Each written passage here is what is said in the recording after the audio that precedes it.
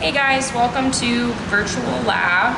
This is Megan and Roger. So we have a couple of repro tracks here for you all that we're going to talk about some of the structures and their functions, as well as some of the hormones that are produced. So first, I'll just start out. This is going to be one of the ovaries. So on this track, it has two ovaries here. You can see both of them.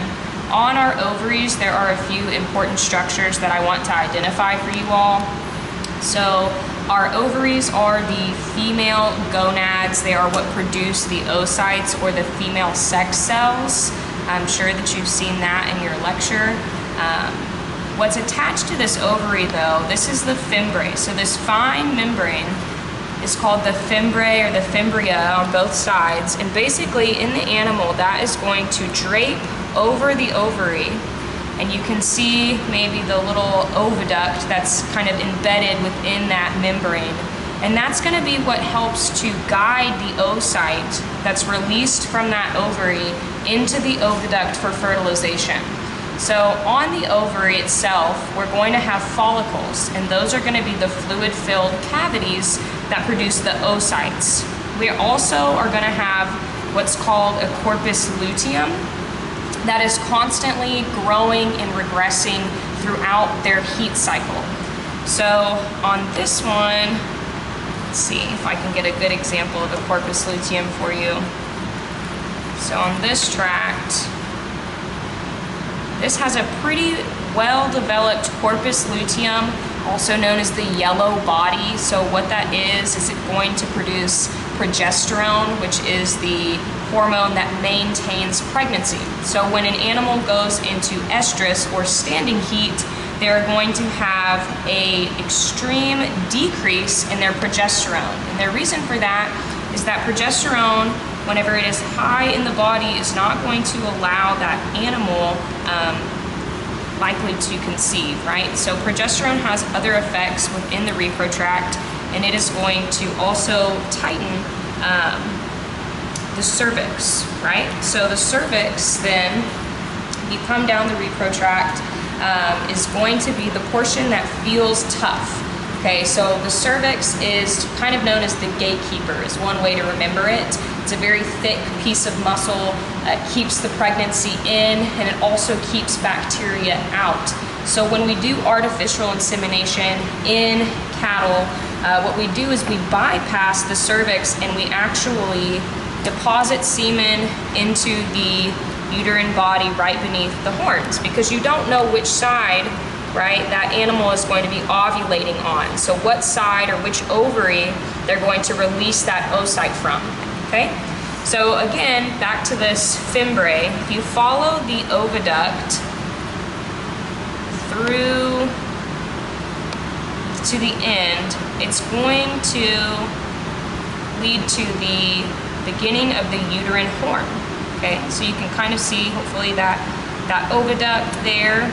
Okay, and again, that's the site of fertilization, so that's where the sperm is going to meet the oocyte, right? And then it becomes a fertilized egg, which is the zygote, which is going to travel down that uterine horn and into the uterine body, which is the site of implantation, right?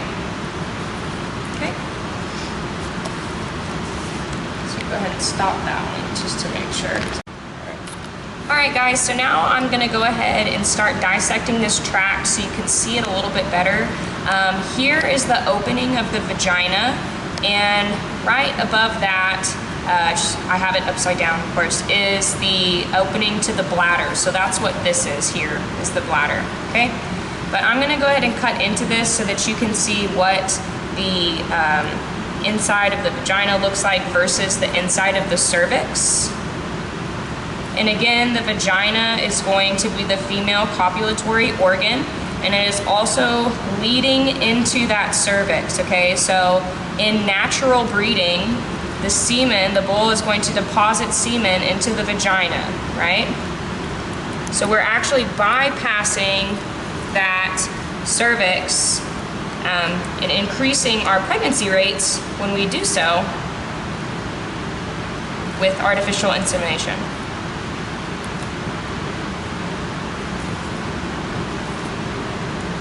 Okay.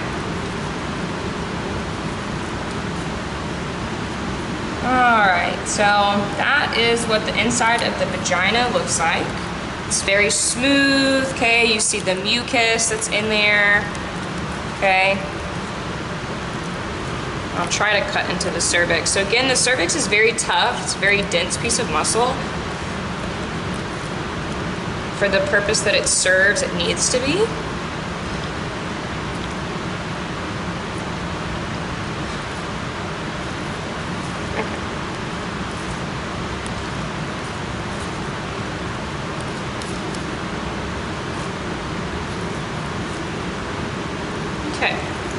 So once you get to that cervix, you can actually start to see all of these folds, right?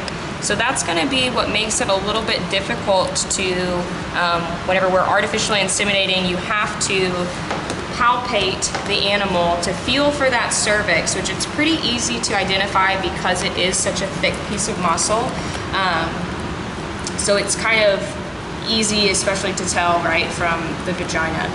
But you can see some of those folds of muscle. You have to navigate that AI rod through there in order to reach the uterine body, okay?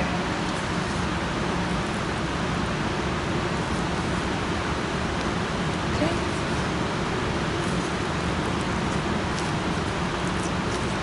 So you can see that. That's probably good.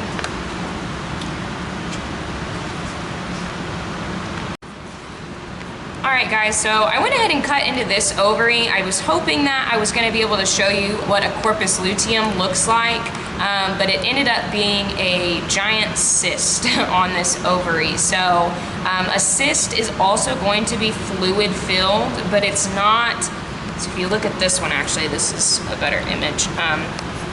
It's not the same as a follicle, so you're going to get a lot more liquid out of these cysts than you would a follicle, right? So you see all that coming out, hopefully. So this is a very cystic ovary. Hopefully I can see. But those tiny little black dots, that's typically what we're looking for in terms of follicles. And those are going to be fluid filled, but not quite to the extent of that other. Now, with the corpus luteum, here's another little cyst there. With the corpus luteum, that, like I said, is going to be constantly growing and regressing. So when it starts to regress, it's going to turn into kind of the intermediary aspect of that is going to fill with blood, and that's what we call the corpus hemorrhagicum. And that's just kind of that intermediary stage, like I mentioned, for the corpus luteum. And after that stage, it will eventually turn into just scar tissue or a little white dot on the ovary. It's formed from collagen. So on this ovary, it's much better to see those follicles on this one. I'm not going to cut into it though. There's all these little black dots. Okay, so those are going to be what the follicles look like. On the end of this one, you can see that yellow body. And I always describe this to students as kind of like an iceberg. So it might only look like it's this size on top, but if you do cut into that, it could take up a very large portion of that ovary. Okay, so those follicles are also going to produce, or the Graafian follicle, so a mature follicle, will produce estradiol, which is going to be one of the main hormones within pregnancy. So it's actually going to be what causes them to show estrus in standing heat, right? So another thing that we look at to know when animals are in standing heat is we look at the vulva, okay, for heat detection. If there's discharge, if it's red, swollen, those are all signs of standing heat or estrus. Now that estradiol is going to have sort of an inverse reaction, right, with, oh, excuse me. Oh no, I messed that up. He's gonna have to cut it. All right guys, so we also have a pregnant reproductive tract that we wanted to show you. So this is going to be within the uterus, right? Okay, so this is the uterine body. This is the uterine horn on the side that that animal would have ovulated on, where the fertilization took place. So I'm gonna do my best to cut this open so that you can see it, maybe without busting it. I don't know, this isn't a very great.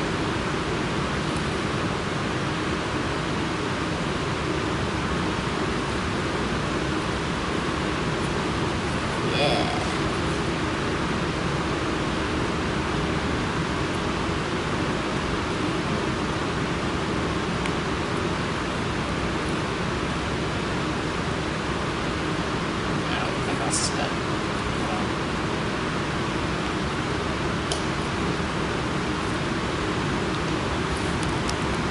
Okay.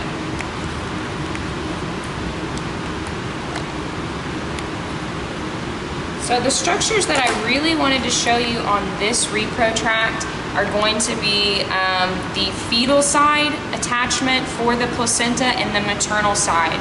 So the fetal side of the placenta is called the cotyledon, and the maternal side is the caruncle.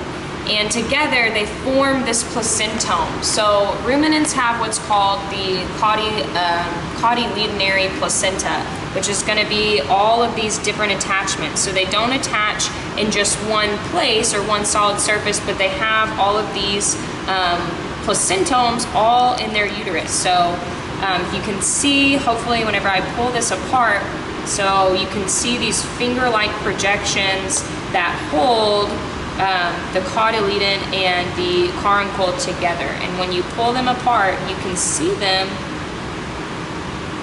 Can you see that? That's cool. See?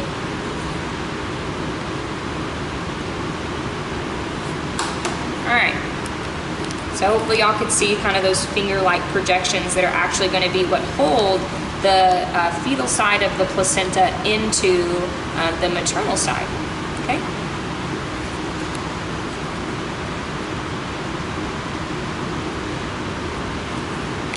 So one of the most important things, I think, with pregnancy really is early recognition of that pregnancy and the angiogenesis, or the supply of blood to that fetus at an early stage. So early embryonic loss is the most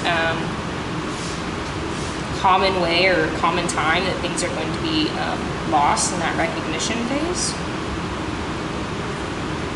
Okay, that's cool. All right, so what I did here was I actually cut the uterus without breaking the sac that fetus is in, okay? But you can see all of these cotyledons and these caruncles all over this placenta. It's pretty neat. Pull that out.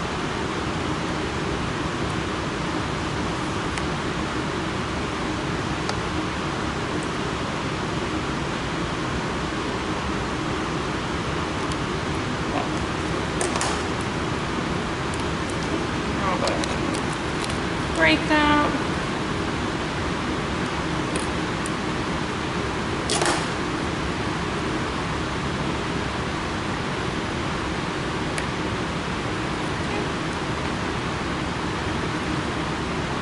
So that's the fetus. Don't really know exactly how old this was or what stage it was in. What's your best estimate? I would say 75 to 100 days. Yeah, I think that's about what I would say too. Yeah. Okay, cool.